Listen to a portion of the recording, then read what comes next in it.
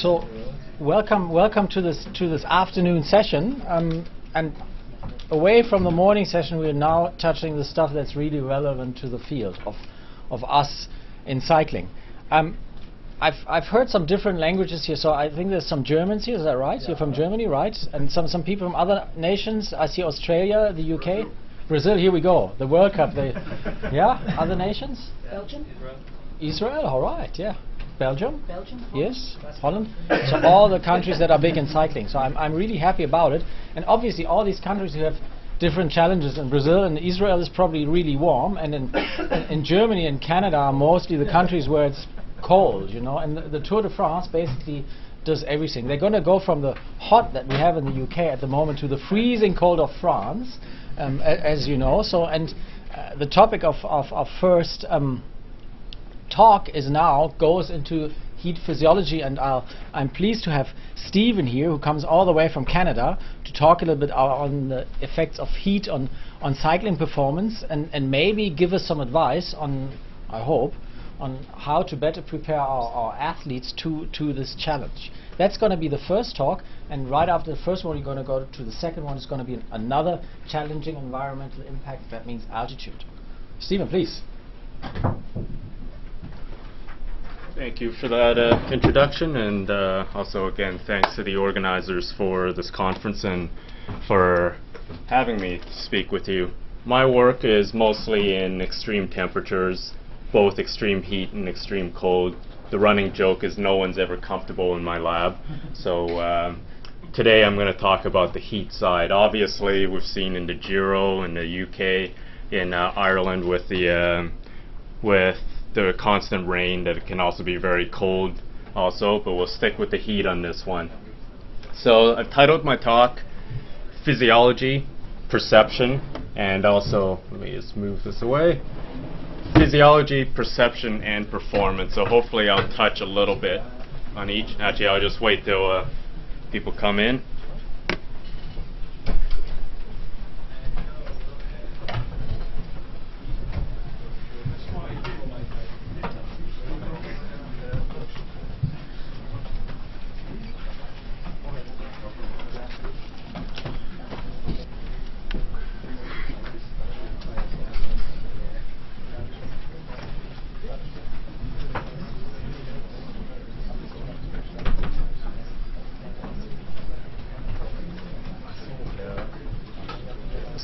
Two more coming.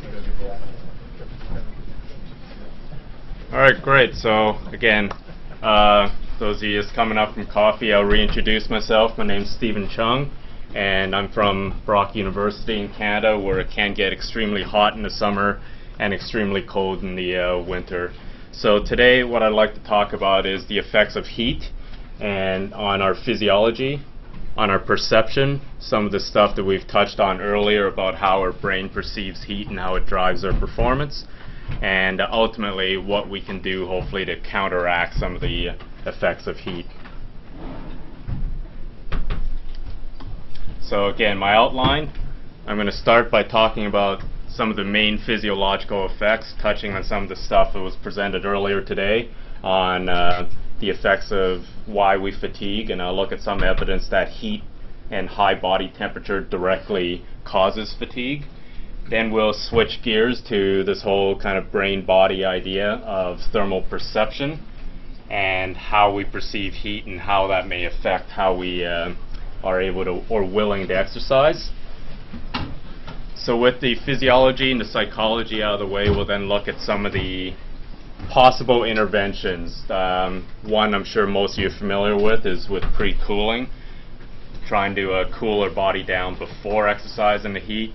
There's obviously one of the main ways we can adapt is to acclimatize or be used to being in the heat. We'll look at the evidence for whether that can be effective, and a lot of the new interesting research coming out about heat acclimation. And then we'll also look at the interaction between heat acclimation and hydration.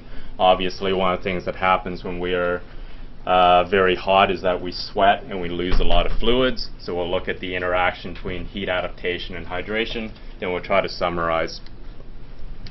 Before we do that, though, is a lot of the work in understanding the heat has traditionally been done a lot with running too, but I just want to put up this slide to talk about the fact that running studies may not always directly be generalized or adaptable to cycling, because there's a few key differences. The first one is the higher speed. That's really the big effect of cycling that you may not see as much in running, certainly at the speed I run. But some would argue the speed I cycle, it doesn't really matter either. But for most professionals in cycling, air resistance is the #1 bad guy. It is the biggest factor slowing them down.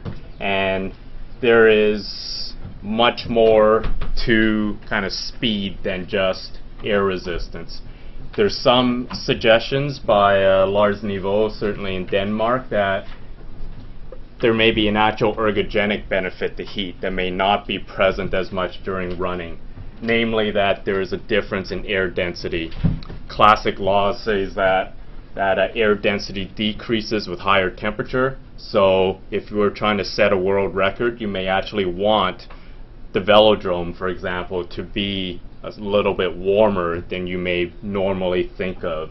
Instead of 20 degrees, you may want it a little bit warmer than that for the air density and air resistance effects.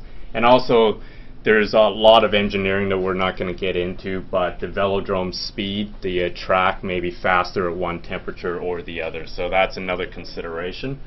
And again, at the typical running speeds of 10 to 20 k an hour for the elite runners, you're not going to get into that air resistance as much. And then the other big thing is the cooling effect from wind and the high speeds of cycling. In most running studies, and indeed in most cycling studies in the lab, there's minimal airflow, and certainly in the last 10 years there's come to be the realization that this may be a big confounding factor. This may be why we see some of the effects from the lab that we may not see out on the road, is that there hasn't really been a big fan stuck in front of the subjects in the lab. Most of the studies you will see just says we had either minimal airflow or else we had kind of your typical small fan. And when that's only 3-5 kilometers an hour, that doesn't simulate the 30-40 kilometers an hour wind speed and convective airflow and its effect on evaporation. So, for example, in South Africa, they looked at in 2005, Saunders showed that a lot of the impact from dehydration or different hydration seems to dampen out or is much smaller once you actually have adequate airflow. So, again, there's a difference between running and cycling studies, so when you're looking at that, make sure you check the airflow of those studies if they're done in the lab. And again, you may not be able to directly extrapolate running to cycling. So we saw this in the earlier talks today, but fatigue comes from a variety of mechanisms, and that's not any different from heat stress. So heat stress causes cardiovascular collapse. That's the traditional motto of decreased blood pressure. You have increased competition for blood flow from the muscles to the sweat glands. So there can be cardiovascular issues. There's evidence that heat stress, and we'll get into this, causes directly, irrespective of cardiovascular issues, causes impact on the central nervous system. And of course that leads to this whole thermoregulatory issue. And also heat is not comfortable, and we'll talk about the idea of perception and how heat can cause us to whether emotionally disengage or just our sensation of ratings of perceived exertion be different to from when we're exercising in a cooler environment. Okay, this is a classic study done by Jose Gonzalez Alonso in Denmark in 1999 showing the impact of heat stress on exercise. And this was kind of put the whole movement of studying temperature directly on fatigue. What he did was he had individuals who were at normal temperature. They were warmed up beforehand or they were pre-cooled beforehand, and they were exercising in the heat until voluntary exhaustion. And the fortunate thing in Denmark, they don't actually have any ethical limits for core temperature. They can really drive the subjects to as high as they can until they collapse. The interesting thing was, regardless of their core temperature at the start, the temperature at which they stopped was quite similar. The nice thing they did with the second half of the study is then in one condition they had them wear a suit with hot water running through. So they were exercising in the heat and wearing a hot suit around them. And so the rate of heat storage was different. But again, the core temperature at which they stopped was quite similar.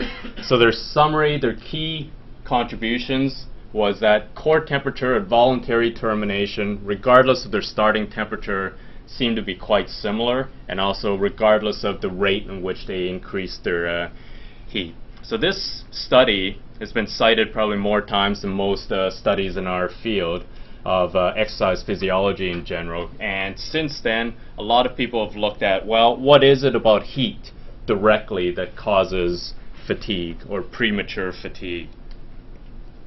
So this direct role of hyperthermia. And this led to my late colleague Gord Sleevert and myself in 2004 to write a review paper looking at some of the possible ways. I won't go into all of them, but just want to point out that there seems to be a lot of factors. It's not just one effect of heat, just like we talked about earlier today, that there's no one single factor that's always the cause of fatigue. The same thing with heat stress. It can cause different mechanisms at different times and is very situation specific. The one I looked at with again Gord Sleevert and my students was looking at muscle activation. And again, we saw earlier today Lars Niveau's work in Denmark looking at heat stress and their muscle activation. This kind of advanced it a little bit, because what Lars and them did was they had them exercise the voluntary fatigue. I wanted to look at if they were actually just passively heated up without the confounding factors of fatigue from exercise. Do we see that decrease in voluntary activation, in the willingness of our brain to recruit our muscles? What we did was we heated them up, and every half a degree core temperature we did a series of muscle tasks, the voluntary activation, the stimulating of the nerves while they were performing a maximal voluntary contraction. So we did that while they were heating up, and then also while we were cooling down again. So every half a degree on the way up, half a degree on the way back. What we showed was that the maximal voluntary contraction, the force decreased with core temperature, and then once we started cooling them down, it wasn't instant. It was, again, once core temperature cooled down, their force regenerated. The same thing happened with this voluntary activation, with the core temperature increasing, the amount of willingness of recruitment decreasing, and then again, it wasn't an instant change even though skin temperature dropped, but their core temperature came back down, and then gradually their activation increased. So the end conclusion was that there was a consistent voluntary or neuromuscular effect that was driven by core temperature that was independent of muscle or skin temperature. I should also say that we had conditions where one leg was passively heated up and cooled down, the other leg was kept stable throughout in terms of muscle temperature. So these were the two graphs, and they were pretty much similar. Okay, so that was kind of led to, again, first, why do we fatigue? There seems to be a direct effect of the heat. We showed, a number of labs have shown that there was something neuromuscular about it, something about the way we are not willing to recruit muscles. So that led to a lot of work on the brain, and certainly Sam Makora talked nicely about that today also. And so what is it about fatigue, and what is it at the brain, with a hot brain specifically?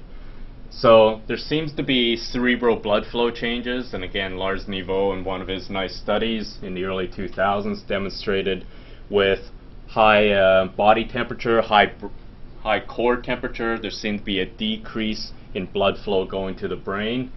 Roman Musen's lab and Bart Rollins have done a lot of work in Brussels looking at neurotransmitter changes. So changes in the the brain chemistry, and that's led to some of the work on bupropion and other neurotransmitter inhibitors, and to look at their effect on exercise and exercise willingness and capacity. There's also been some classic studies looking at cognitive impairment, and again, Sam pointed to some of his work looking at mental fatigue and its effect on brain willingness to exercise.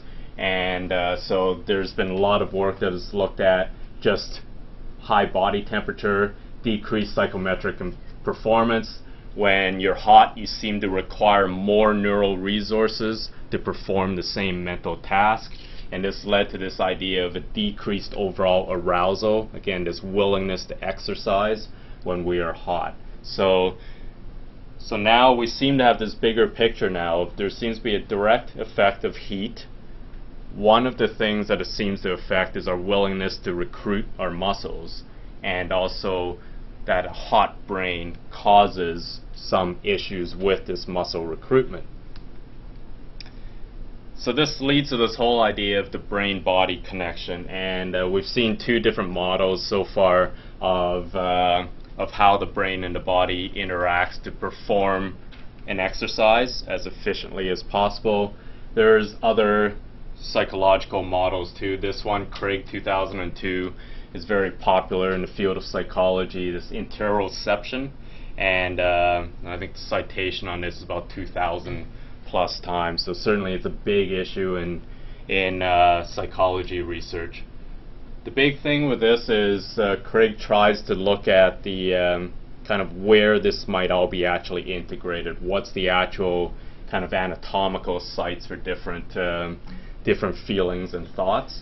But the idea remains similar, that the body integrates an overall sensation of temperature in our case, but also of pain, of hunger, thirst, so whether we're hydrated, dehydrated, high glycogen stores, low glycogen stores.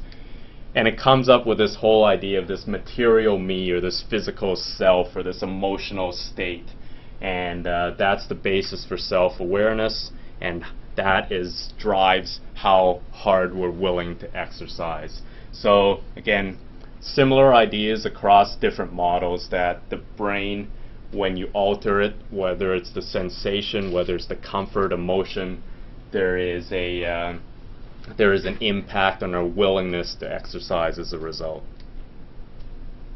So I touched on this earlier. I said in core, when it comes to muscle activation, core temperature seems to be the main driver. It wasn't skin temperature. I'm now going to contradict myself and look at the effects of skin temperature on our perception of heat, and also our willingness to exercise. So this was another classic study. I keep telling my students I want to do this one day, but I don't think I ever will be allowed. What they did was they had individuals heated up with either a cool mattress or a hot kind of mattress around their body to control their skin temperature, and then they very rapidly infused a massive amount of very, very cold 4-degree saline, and a ridiculous amount, about 2 liters or so of cold saline over about 30 minutes to drop their core temperature down while their skin temperature was controlled. Again, I'm looking forward to the day my ethics board ever allows me to do that. This was the result. They were really trying to understand this core and the skin. You know, again, maybe it's an artificial separation, but they want to look at how much of the core changes drives physiology, how much of it drives thermal perception, and different physiology. So they looked at a lot of things. So here's their core temperature to show that the core temperature dropped in all cases, but their skin temperature stayed either very warm, neutral, or cool. And then they looked at everything from skin blood flow, metabolic rate, so their shivering drive, some hormones, and also their thermal comfort. So their summary, I won't get into kind of all of the dynamics or the mathematics of how they kind of analyzed the data, but they concluded that in most of the physiology there was a very strong core temperature drive. and that includes skin blood flow. So 3.1 to 1 is the ratio of kind of core temperature changes to skin. Catecholamines the same, shivering rate the same. But the big difference is the effects was much more even with their thermal comfort, how warm or cool they felt, how comfortable they felt overall. There was, compared to the 3 to 1, there was a 1 to 1. So it was a much more even distribution of core versus skin, and also compared to the physiology, it seems that skin temperature drives our perception a lot more. And you've probably all intuitively felt this, right? We may go into, from a comfortable temperature, if we walk into the supermarket, into the freezer section, we immediately can feel very cold, even though our core temperature hasn't dropped. It's our skin temperature that's dropped that's causing us to feel cold. And you've probably also felt this too, that in terms of the physiology, for example, with sweating, if you just come in from a very hot day in a run, you may take a cool shower, you may feel comfortable, but then you get out of the shower and you're still continuing to sweat a lot. So in terms of the physiology, it's more driven by the core. The sensation is driven more by the skin. So where is it in the skin? It can't be just an overall uniform kind of drive throughout the entire skin. So the question that Jim Cotter from New Zealand asked in 2005 is, is a change in skin temperature to the hand or to my chest the same as the same skin temperature change to my face? So what he designed was a really nice suit that he could cool or warm different parts while controlling the skin temperature of the rest of the body. And so he did a lot of different segments from the face through to the foot.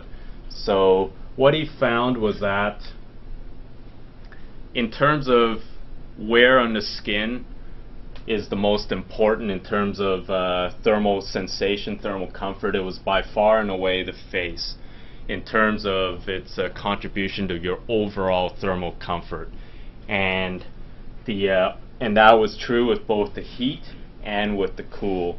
So it was, I guess the take-home message from that really is, if you had to cool one part of your body, or at least kind of get cool air over one part of your body, you want to be doing it to the face so you can get the maximum perceptual benefit from it. And then coupled with that, there's George Havenith in the UK here in Loughborough also looked at the effects of skin wettedness.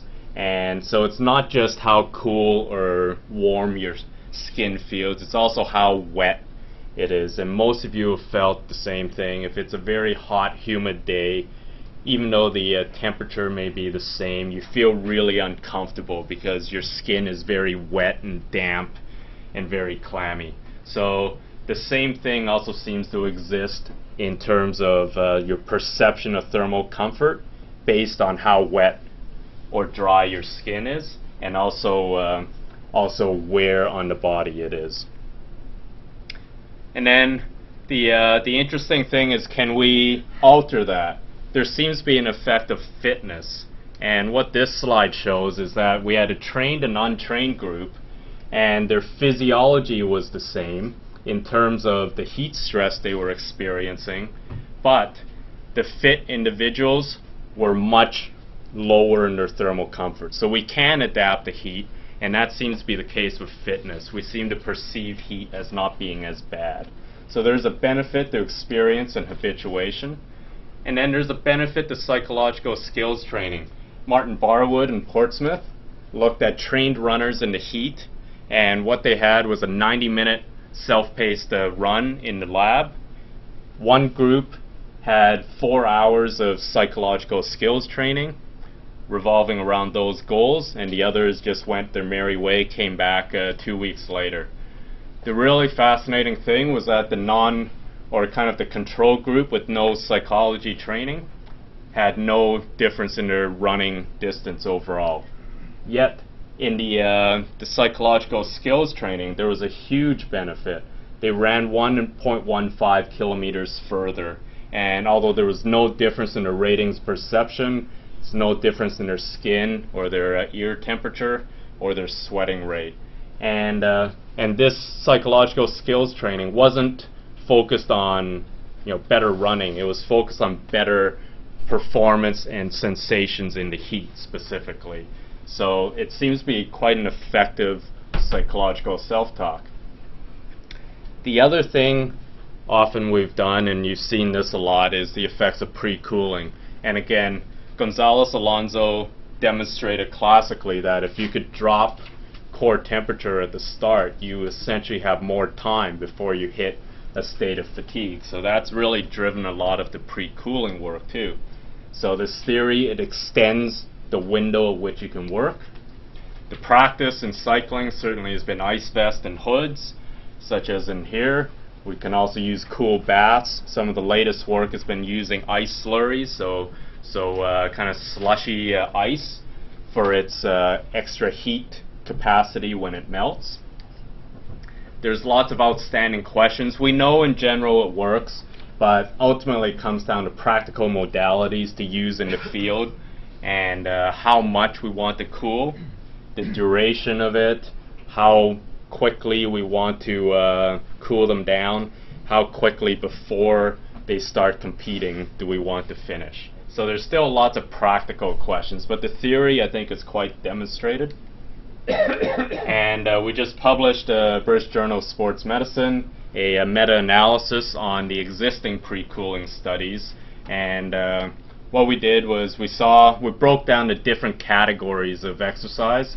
We found essentially with sprinting a small negative effect with pre-cooling studies, and that may be due to the fact that you're actually cooling the muscles and you're not able to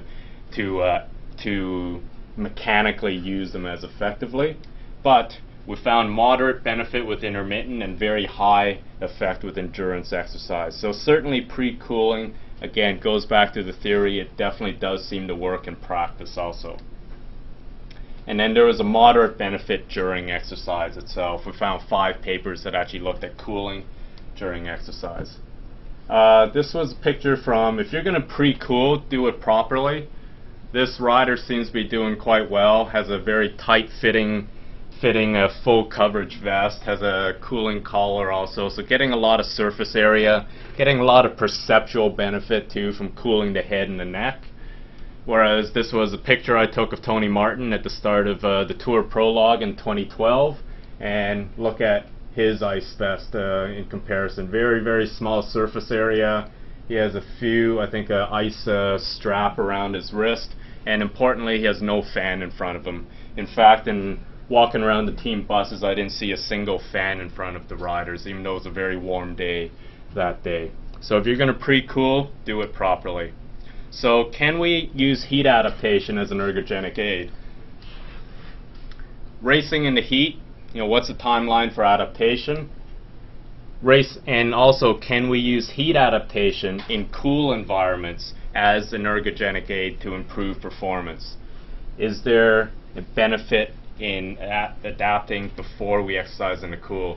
This is brand new study from Sebastian Rassenet in Qatar. So this is, they took a bunch of cyclists from Denmark, and this was their time trial out in the field, not in a lab, over about a 40K distance. And then they brought them all to Qatar in the heat, and then this was their first day there. This was about 4 days in. This was after about 2 weeks.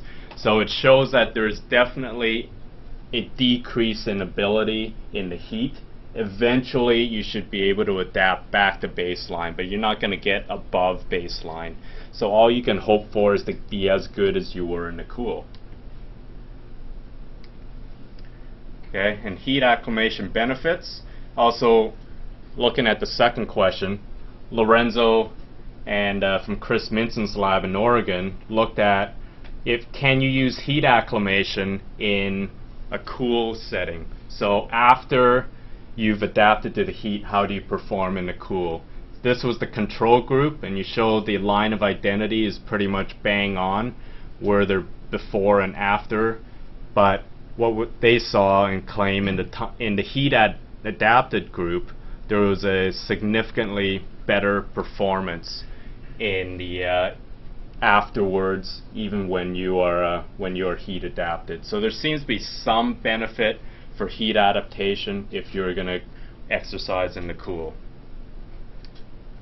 Okay, the last slide I'll have before I wrap up is interaction with hydration. If you're going to adapt, Jim Cotter, again, his lab and just brand new study have looked at, is there an interaction with hydration? Again, should you actually, in addition to exercising in the heat, should you allow yourself to dehydrate a little bit? Is that going to stimulate more adaptation than without? So they had 5 days of heat adaptation, and what they had was either they were allowed to drink or they weren't. And what they found was that there was a decreased physiological strain when you were heat adapted, and that the heart rate was also lower after your adaptation period for the same workload in the dehydrated group. So they suggest that if you're going to do adaptation, you may also want to include some mild dehydration. So to summarize, it's clear that there's physiological impairments with hyperthermia. It seems to drive thermal perception in addition to the physiology changes. Pre-cooling definitely does seem to work. There's work that still needs to be done on practical implementation. And then heat adaptation seems to be the other thing that we can really do to train and perform better in the heat. So again, I'll thank the organizers again, and please feel free to contact me. And this just shows that this is our typical weather in Canada in the fall, in the winter. So yeah, we don't get a lot of outdoor cycling then. Thank you. Thanks, Stephen. Important topic, so we have some leeway. So I'm going to allow a couple of questions. Louise, nice to see you, by the way. Louise Burke, Australian Institute of Sport. You've criticised some of the laboratory studies because they don't provide this cooling that's been out, convective cooling in the field. But in real life, most of the time cyclists are trying to avoid having air rushing over them. They're either in aerodynamic positions or they're in the peloton or the slipstream. So do you think we need to sort of tone back some of our criticism of what happens in the lab so maybe it's not as bad as... Yeah, I think it's, you know, again, it's certainly not a black and white issue. In cycling, you know, a lot of the time, certainly in the Tour, it's won oftentimes in the mountains where your speed is low anyway, so you're back to kind of running speed of 15 to 20k an hour, where wind resistance isn't as much and cooling isn't as evident from the wind. So yeah, I certainly agree that that it's not always you want to simulate 40k an hour of full wind, but I think you know, certainly we do have to look at some of those studies that have, you know, no wind at all, and consider whether there are issues with them, and just take them with a grain of salt more. But yeah, that's a very good point. And a lot of the stuff, especially mountain biking, is the same. You're in a wooded forest where there's minimal wind to begin with, and you're going at very low speed and huge metabolic heat production with minimal cooling. Question at the back. The critical core temperature cutoff that you talked about earlier on, it almost seems too good to be true. I'm wondering, do you think we need a lot more data to confirm that, or do you think it may be some kind of artifact that's distorting understanding? Well, I would guess one of the main criticisms of, now was hinted at earlier, is this whole idea of a steady state exercise of rather than pacing strategy. And so, you know, what happens when you pace? There's studies from Singapore tracking half marathon runners that also shows when most of those guys, again, they go way above what we perceive to be a kind of a safe cutoff. And even from about 30 minutes into a half marathon, they're at 39, 40 and a half degree core temperature, and they keep at it throughout. So you know, that's why you also have to, and there's huge individual variability. So so I don't think you can make a single cutoff, and that's the problem with most. I do a lot of work with occupations also, and occupational guidelines, and a lot of the guidelines are based around you can only work until you get to 38, but for most people that's okay, and you can actually reach that very quickly, and you can keep working well beyond that. But there's a lot more kind of work going on in terms of, instead of the external stress, going to the strain and looking at how I may interact with the heat versus yourself. So there's going to be, again, much more individualized approach to heat management also, in contrast to just a single blanket, okay, we have to cut everyone off at 40 degrees or whatever. Last question, Yannis? It's more of a comment to what you just said. I think that it depends where you're measuring the core temperature from, because if you're measuring rectal temperature, 40 degrees is really not an issue. Yeah. It's really what the issue is, what's happening to brain temperature. So I think that should be taken into account in making those decisions. I mean, in the studies we've done in the heat chamber, we don't have a cutoff when you're measuring core temperature, because these guys go to 41 and then within a short period of time they leave the chamber very happy, and there's not a problem, there's never been a problem. So I think it's the brain temperature is the key. Yeah, certainly. I think that's probably the kind of technology-wise, the big ideal would be to have non-invasive kind of real-time deep brain temperature, and we're not there yet. So, but that would be the ideal, and I don't think a core temperature pill kind of is necessarily, like you say, a rectal temperature is a good representation of brain temperature. All right. Thanks, Stephen. Thanks. So we're going to wrap up the topic of heat adaptation. And while we set up the next presentation, let me give a quick introduction, because now we're going to talk about altitude training. You know that possibly, I just read on internet that in the lead up to the Tour de France, the three main contenders were actually doing altitude training at the same location in Tenerife. So there seems to be like everybody's doing altitude training. And many of you are actually from the cycling world. Who has done altitude training or has recommended it to his riders? And just get maybe a show of arms. So Mark has done, so many other people who I see from the cycling world are actually into altitude training. Carsten as well is into altitude training, and he is now the next speaker. So Carsten Lundby, as you know from the name, he's from Denmark. And Denmark is not the prime location for altitude training, but he's now moved to Zurich in Switzerland, where he's a professor. And if you go on PubMed and you type an EPO or altitude, you're sure to find his name. So he's one of the main experts on altitude training, on the adaptation to altitude in general, and hopefully he's gonna tell us something about it, whether we should recommend altitude training or not, or maybe we can go into discussion with him whatever the outcome is. Here we go, Carsten, the floor is yours. Thank you very much. Well, it just turned pink here. It's okay. No, it's okay. Can you hear? Did you use a mic before, Stephen? No. So thank you for the invitation, and as said by Olaf, I will briefly go through whether I think it's feasible to do altitude training for sea level performance or not. The general interest for altitude training came around the time of the Olympics in Mexico City, where many of the Kenyans started to have their success, and many scientists subsequently started to think, well, maybe the altitude at which the Kenyans live is one key component for their exercise capacity. There's no doubt that if you are to perform at altitude, that some sort of altitude acclimatization is a good idea, and I will spend very short time to demonstrate this. Here you have individual persons here with their individual's VO2 maxes. So here the weakest guy has 77, so these are super fit guys.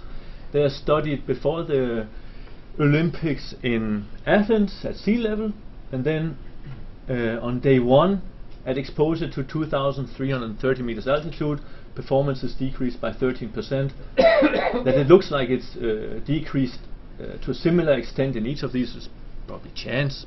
I don't think this is necessarily true.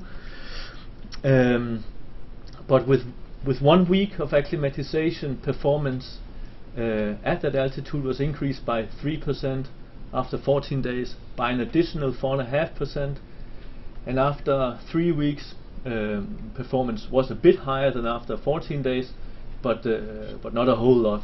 So I would say that based on this, if you are to compete at moderate altitude, acclimatization to high altitude is a requirement.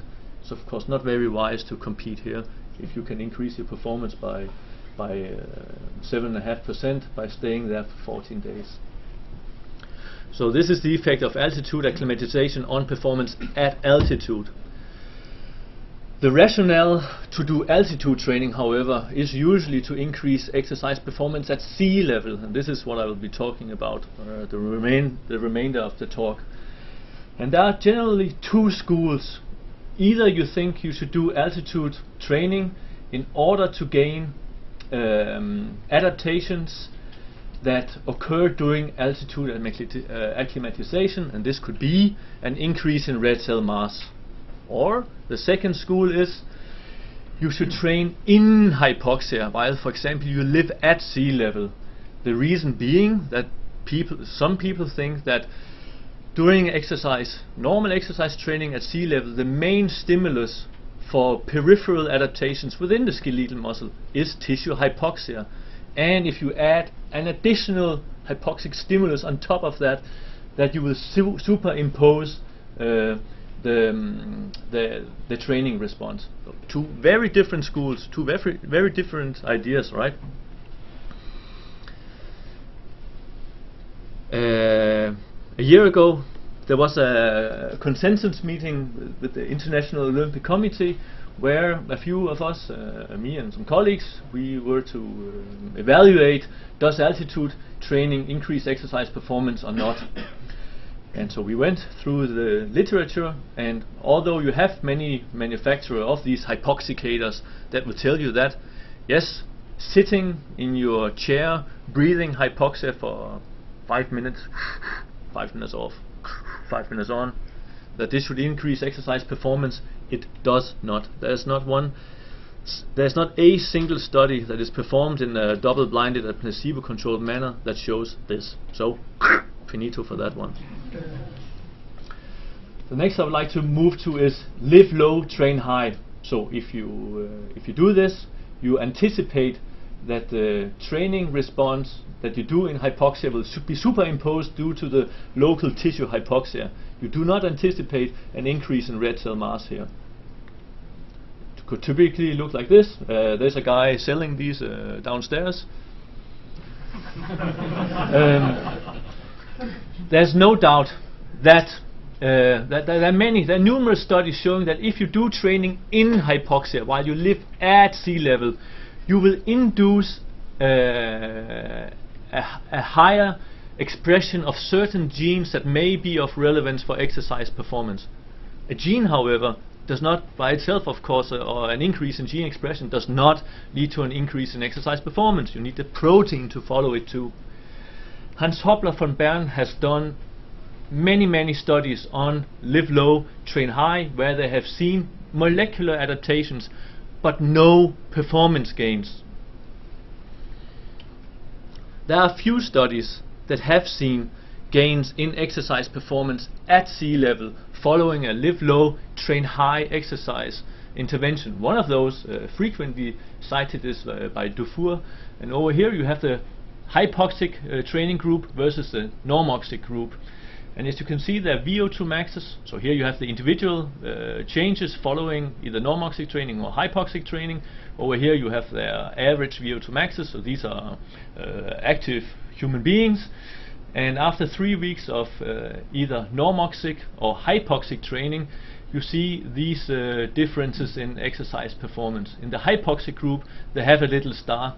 I'm doubtful towards this study because I find it unlikely that 3 weeks of exercise training in a semi-fit guy will induce an 18% change in performance. That's a lot. If you take the outlier out, as I would call him, it may be maybe the pre-test wasn't exactly super good. I don't know. if you take this outlier out, this star disappears. It also seems a bit strange that you have trained people and then they train for, as they usually do, but in a Neuromuscular study, then all of a sudden they become 12% worse. This is but I'm just saying this is a study frequently used to illustrate that hypoxic training works. This study is not double-blinded or placebo-controlled or anything. We did perform the first double-blinded and placebo-controlled live high, train low study. We used 17 human subjects. We took untrained guys on purpose, because we thought if there would be an effect of the hypoxic training, it would be greater, it would be easier to see in untrained people. If we would see a response here, we would move to elite guys. That was the rationale.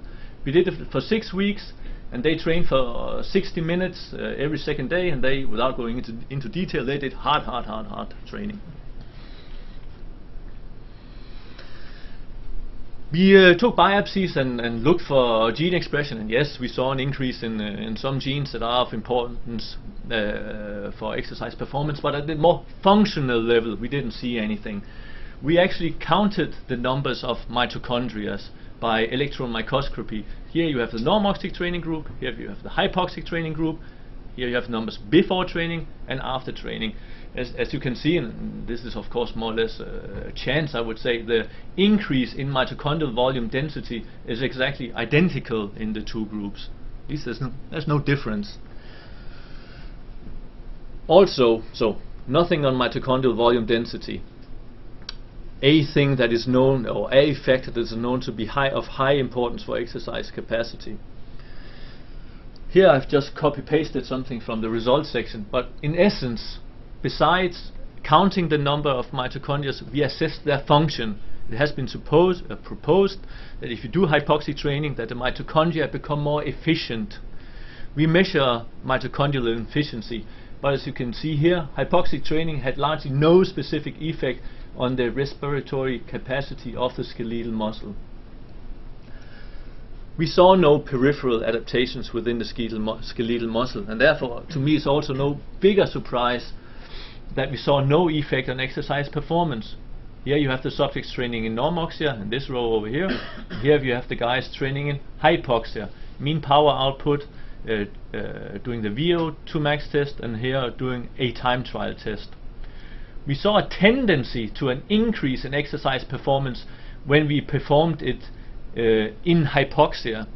This is something that has been shown before. If you do live low, train high, you may see an increase in exercise performance when conducted in hypoxia, but not at sea level. So I would say live low, train high, no. I'd like to move to the concept of live high, train low, so where you live at high altitude with the intent to adapt to the hypoxic exposure, such as increasing your red cell mass, while at the same time training at low altitude. We were interested in this for two reasons. First of all, no double-blinded study had been conducted, and secondly, the results went in both directions. Thirdly, there wasn't really an agreement on the mechanisms on the physiological mechanisms which could lead to an improvement in exercise performance. Ben Levine, the inventor of, if you will, of live high, train low, proposed that it's due to an increase in red cell mass, whereas the Australians would argue a few years back that it was mainly due to something going on within the skeletal muscle, facilitating a better exercise economy.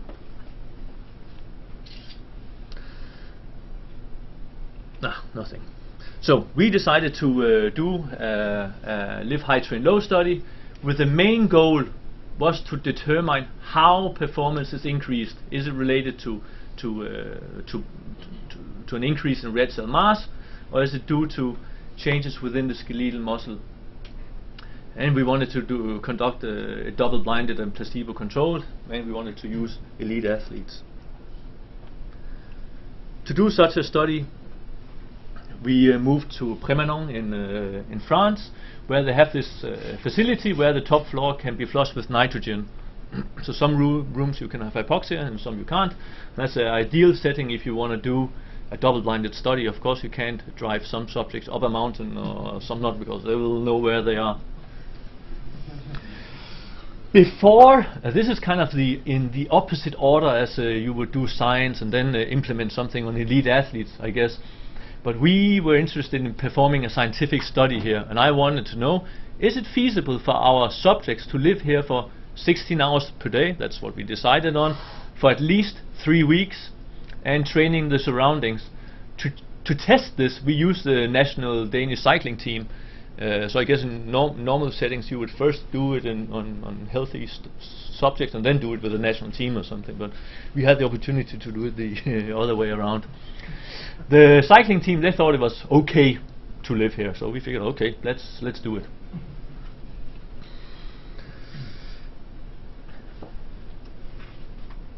Our initial plan was to have the subjects live at these facilities in the hypoxic rooms for 3 weeks, because that is what is a general recommendation. If you do live high train low, you should at least stay at the location for 3 weeks.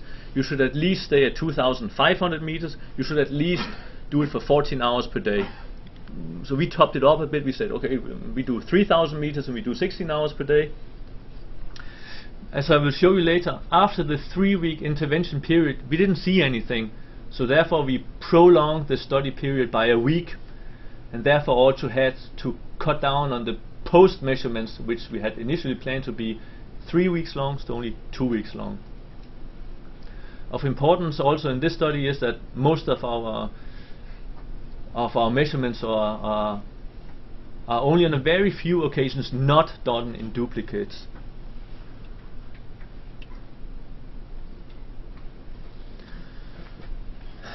We figured if we wanted to see whether altitude training would increase exercise performance by increasing red cell mass, we needed to determine red cell mass. We did this by a CO rebreathing method. Then we would do a VO2 max test, and then the idea we had was to remove the blood that they had gained during the altitude exposure. They would sit around and wait for an hour, and then we would repeat the test. Olaf and I have had some discussions whether this is ethical allowed or not. But this is what we did. To see whether the live high train low would do something that could facilitate exercise economy, I figured we should look at the mitochondria. So we assessed mitochondrial content and efficiency.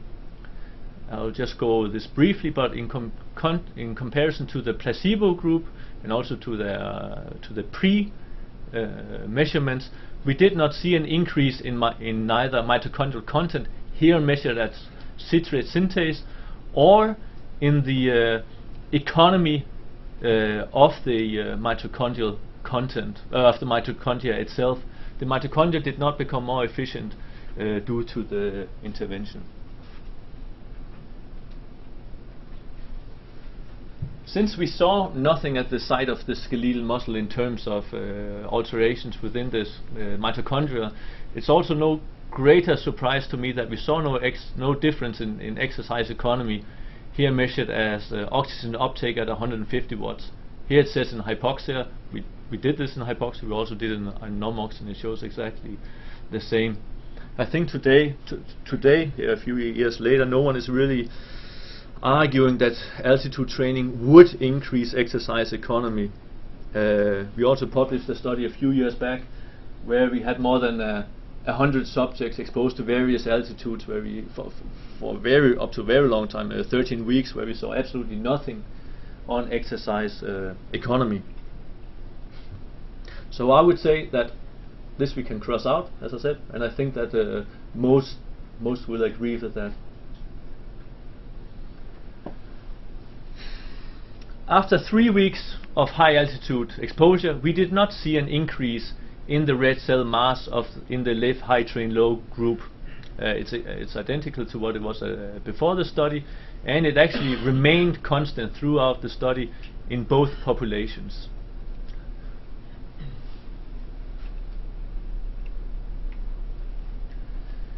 These are the subjects that we exposed to hypoxia. The dotted line here indicates the typical error of our measurement in this specific study.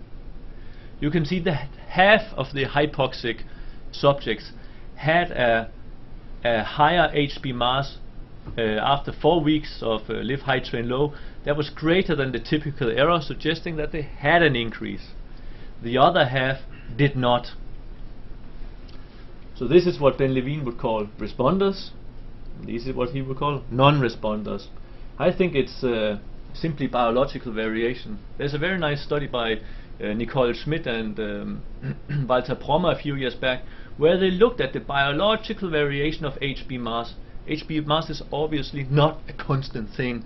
It varies, it goes up and goes down. And on average, in this study, over I think it's a 2-month period, the average oscillation in HB mass was 4.6%, and for the person who had the highest difference, it was almost 77%. So more or less the same as what we see here. So I think that simply some have a bit higher afterwards, some have a bit lower. It is biological variation. Since we had no differences in HB mass or exercise economy for that matter, it's also really not a big surprise that we did not see an increase in VO2 max following the intervention period in the live high, train low group, and also it's nice the placebo group also did not change their exercise performance throughout the study period. The exact same is reflected in time trial mean power outputs. To have a bit more real measure of outdoor performance, we did a 26-kilometer simulated time trial on their own bikes. We saw no differences between the live high, train low group or the placebo group at any time point. If you, however, pool all data, there is a gradual increase in time trial performance measured as the mean power output, suggesting that at least the training camp as such was effective. We also investigated sprint capacity, and why would you do this in a live high, train low study that is mainly that is usually applied to endurance athletes? Well, we wanted to look at this because if you go to the Himalayas, for example, and you stay there for a few weeks, you will likely have an increase in muscle buffer capacity and in blood-related buffer capacity. But as you can see here in the placebo group or in the hypoxic groups or in the live high, train low group, we saw no differences in neither muscle buffer capacity or in blood buffer capacity. This is a horrible slide, and you're not really meant to. You shouldn't see what it says here or here or here. This is just to show you that in all the Western blots, in all the protein contents that we analyzed for by Western blotting, we did not see one protein increase in content which is of relevance for exercise performance. Nothing at the site of the skeletal muscle. Therefore, again, as the case for VO2 max and for time trial, we did not see an increase in Wingate performance, which is this 30 seconds sprint exercise test. So sprinting capacity did not increase with live high, train low either. So why didn't we see any changes in exercise performance following this live high, train low? The first thing that was argued was that we used normobaric hypoxia, so these nitrogen houses, versus real exposure to high altitude. But at least some were arguing that the response in terms of erythropoietin increase would be different. We exposed subjects to 2 and 8 hours of either normobaric hypoxia or hypobaric hypoxia, and the increase in circulating plasma EPO was similar. I know, of course, this is only very acute exposure, but at least there are no differences here, and I don't see why there would be differences in the more long term either. I'll skip that. So we started to look why didn't we see an increase? These are the cyclists that we used in our study. Here you have the individual data, and over here you have the mean data. These are, as I said, our subjects. These are elite cross-country skiers, and these are really top elite skiers. They are part of the German and the Swedish national cross-country ski team, so they are probably as fit as they get. These trained runners, I don't have their VO2 maxes, but they were in a study where they ran around the Mont Blanc 160 kilometers in one go, so they are trained. And these are normal students. But what you can see is that the cyclists that we used, their HB mass was as high as those that we found in the skiers, whereas most previous studies have used, I would argue, subjects with lower hemoglobin masses. Maybe, I don't really think so myself, but maybe there could be, there is at some point, of course, there will be a limit to how much hemoglobin you can have in the body. Maybe their high levels would reduce the response. We then plotted studies that conform to the general idea that you should spend at least 3 weeks at high altitude, at least 14 hours per week, at least 2,500 meters. So those studies that conform to this, we have plotted in this graph. And here we plot the baseline HB mass against the altitude-induced increase in HB mass. Here it's shown the first Levine study that if you have a rather low, a rather modest baseline HB mass, you will also have a good increase in HB mass, whereas, for example, our study in this end, if you have a high baseline HB mass, the response will be less. This is, of course, simply us drawing a line through a bunch of studies that we collected. We did approach the problem a bit more scientifically and did a meta-analysis where we found all the studies that had measured HB mass following high altitude exposure. It included more than 400 volunteers, and again you can see this curve that the response of HB to high altitude exposure, the response you see over here, is related to the initial value that you have. The higher value, the lower the response.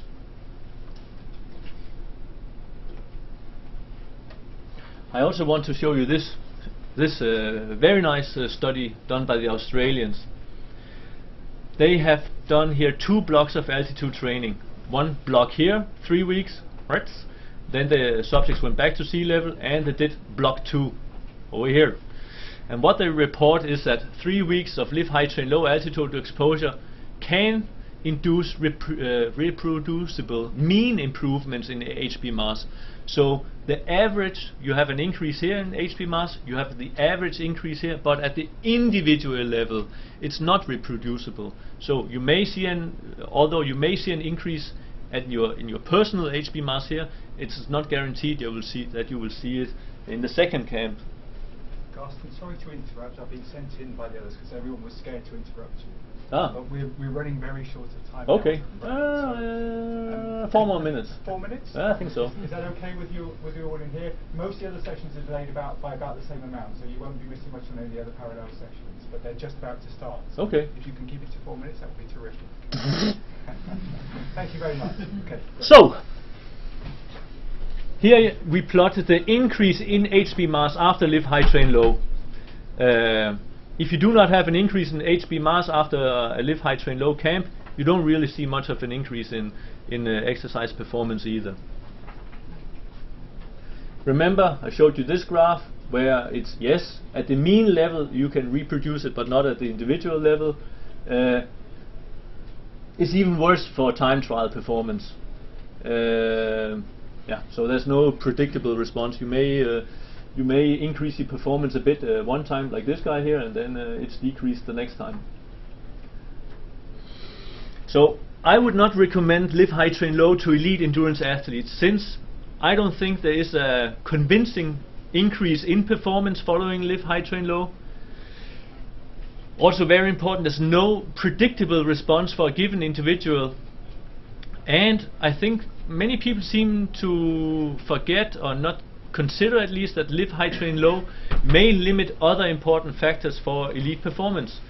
It's quite stressful to live in a confined room for, let's say, at least 14 hours per day, or to go from the Sierra Nevada and descend down to not exactly Malaga, but in the next town where you are at sea level.